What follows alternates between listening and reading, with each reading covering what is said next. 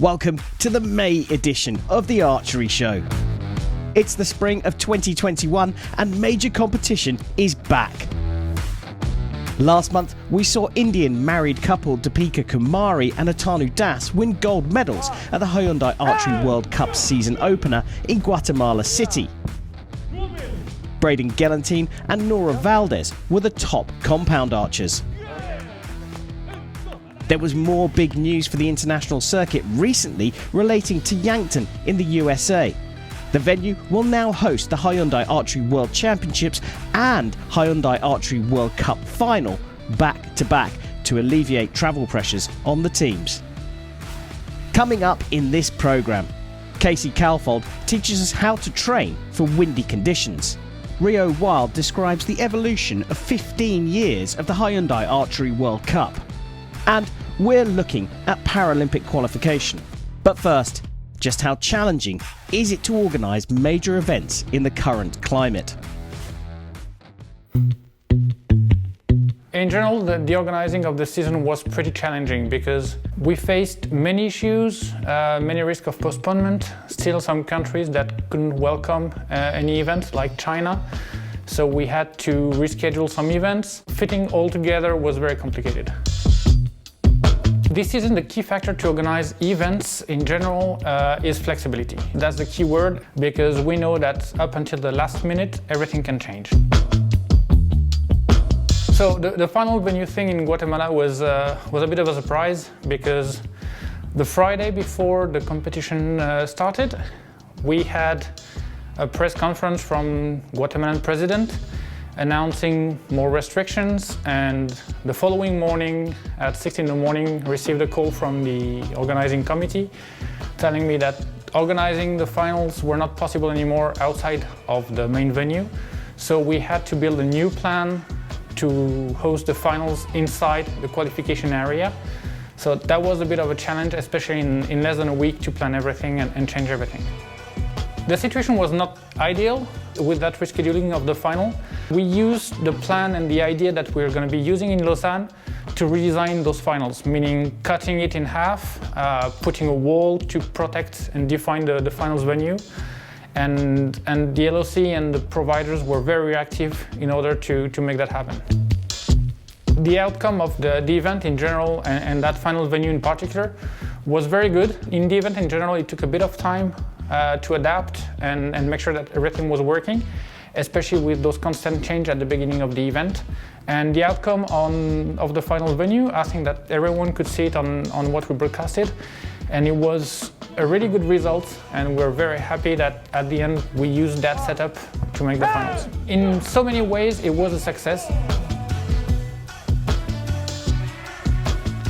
We were very happy to be back in competition mode. There are, of course, improvements to be made for the next World Cup. We'll have one in a few days from now, and we will have learned from some of the measures we put in place. The feedback from the athletes was very positive.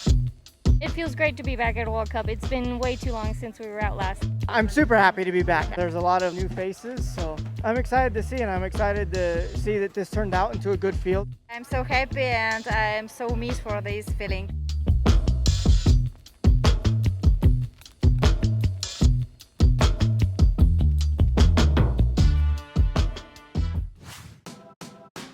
Wind is the biggest environmental challenge to shooting high scores. To beat it, you've got to train for it.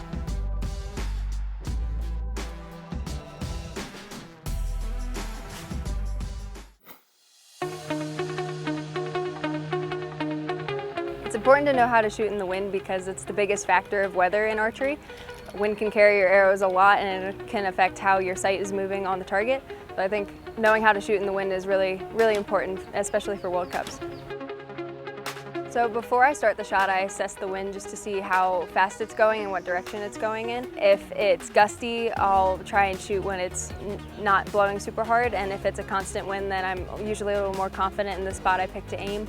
I just pick that spot before I go, and then once I draw up, that sight sits wherever I want it to.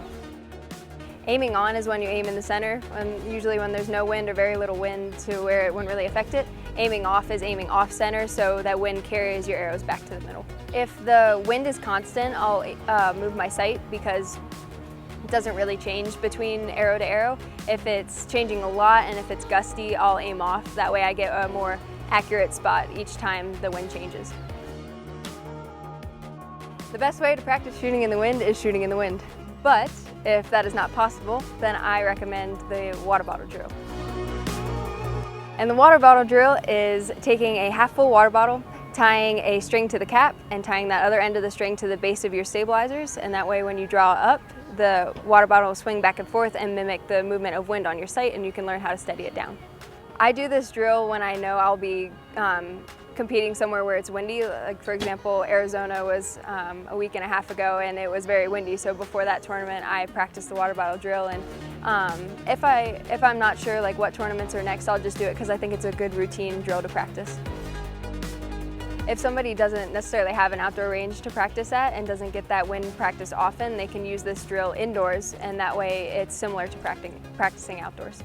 It gives you the benefit of confidence in knowing that you can have a steady shot in the wind, and also knowing that like it's an extra thing that you're prepared on that somebody else might not have trained as. I really encourage you to give this drill a try. It's a great way to practice in the wind even when there's no wind, and it'll make you better and more prepared for competitions.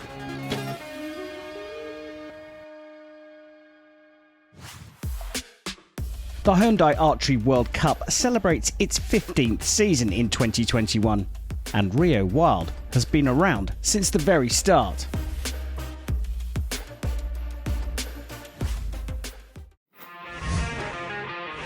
Over the 15 years, I've probably done most all of them. I mean, it's interesting to watch and how the finals venues have changed and evolved, and how, you know, the amount of people coming and the publicity you get. I will tell you, we were in San Diego at an airport, and a guy looked at me and my little brother and was like, "You guys look familiar." And he goes, "You were on that archery thing."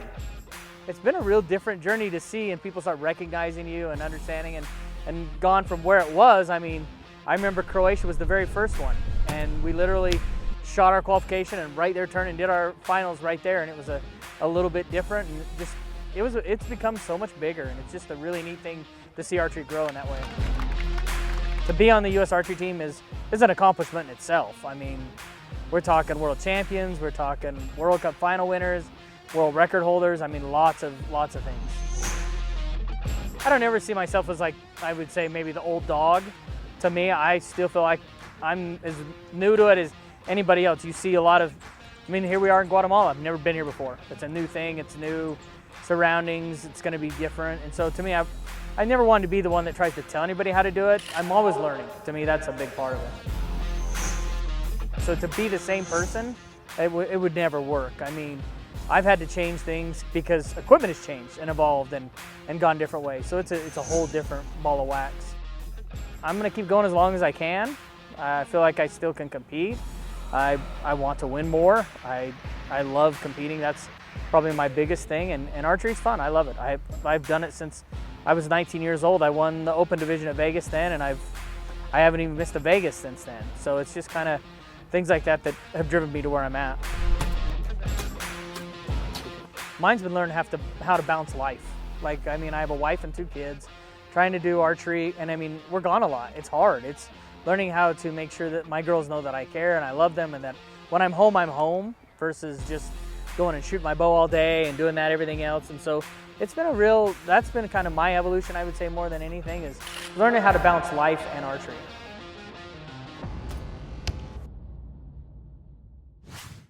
The archery competitions at the delayed Tokyo 2020 Paralympic Games start on the 27th of August 2021.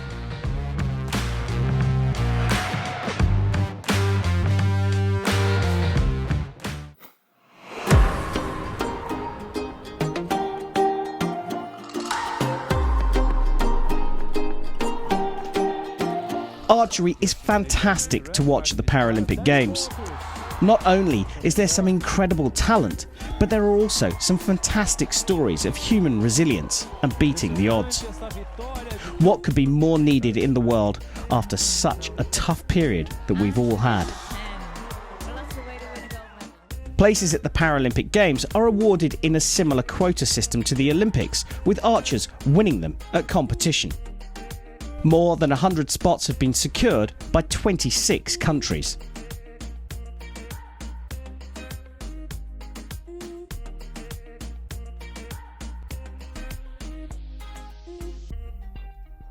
The most recent qualifier took place at the Pan American Championships in Monterrey in March.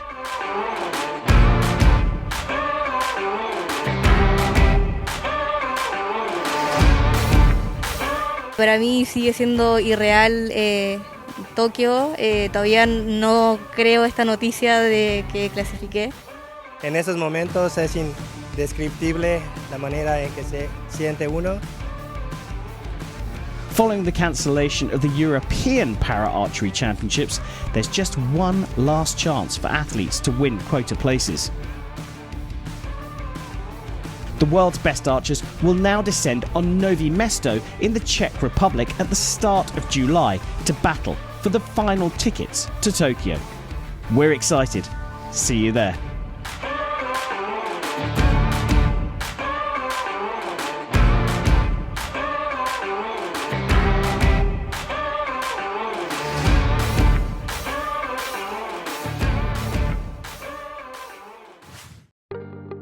Keep an eye on World Archery's digital platforms for coverage of that qualification process and the race for Olympic quota places, which continues in early June at the European Championships in Antalya. That's all for today's archery show. Shoot straight. Thanks for watching. We'll see you next time and leave you with footage of Roberto Hernandez's first televised 150 of 2021.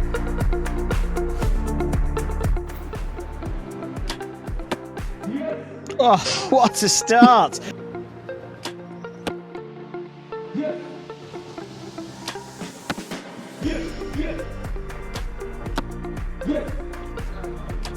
The long hold, bit of movement on the shot, but wow, straight in the middle. Puts him up on 54, but another big opportunity for Hernandez.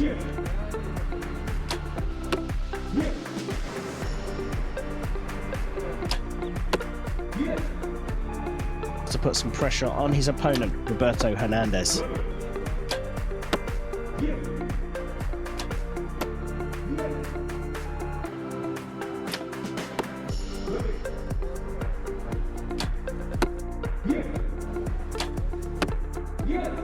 It's 150 up for grabs. Boom! He's hit it. What a brilliant performance from Roberto Hernandez from El Salvador.